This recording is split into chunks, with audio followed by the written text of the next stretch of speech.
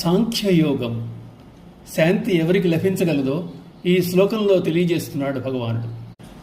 విహాయ కామాన్య సర్వాన్ పుమాంశ్చరతి నిస్పృహ నిర్మమో నిరహంకార సశాంతిం అధిగచ్చతి. కోరికలనన్నిటినీ త్యజించి మమతాహంకార స్పృహారహితుడై చరించు పురుషుడు శాంతిని పొందగలడు. శాంతిని, ఆత్మానుభూతిని, దాని అందరి సుఖమును పొందవాలని కాంక్షించువారు ముఖ్యంగా 4 సాధనలు ఆచరింపవలసి ఉంటుంది.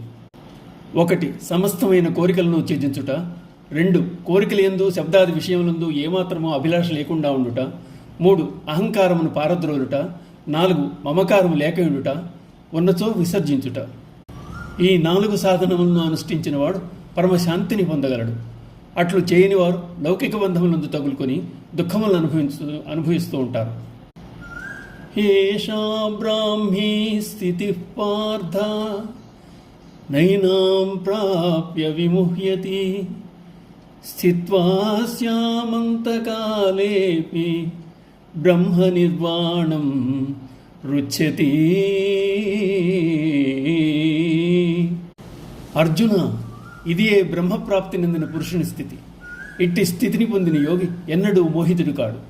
ఈ స్థితి అందు స్థిరముగా ఉన్నవాడు అంత్యకాలమునందు బ్రహ్మానందమును పొందును. ఇంద్రియ నిగ్రహము, విషయ విసర్జనము, అహంకార మమకార రాహిత్యము క్రమముగా సాధన చేసిన నాడు జీవుడు బ్రహ్మములో ఐక్యమవుతాడు.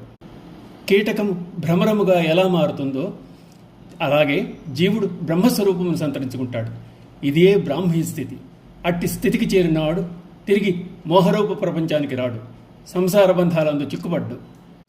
ఈ సాధన అనేది జీవిత పర్యంతం చేయవలసిందే, మరణమాసమయ్యే సమయం కాదు. ఏలయన జన్మార్జితమైన వాసనలు ఘనీభూతమై తీవ్రంగా శ్రమించిన కానీ క్షేముగా లేవు. అదీగాక ఇంద్రియ నిగ్రహాదులు పాటించిన ఒక్క రోజులో అలవడేవి కావు. నిరంతర ప్రయత్నం సాగవలసిందే.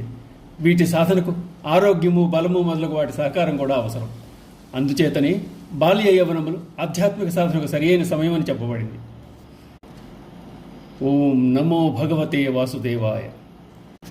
భగవద్గీతలో ప్రవచించిన సాంఖ్యయోగం ఇంతటితో సమాప్తం.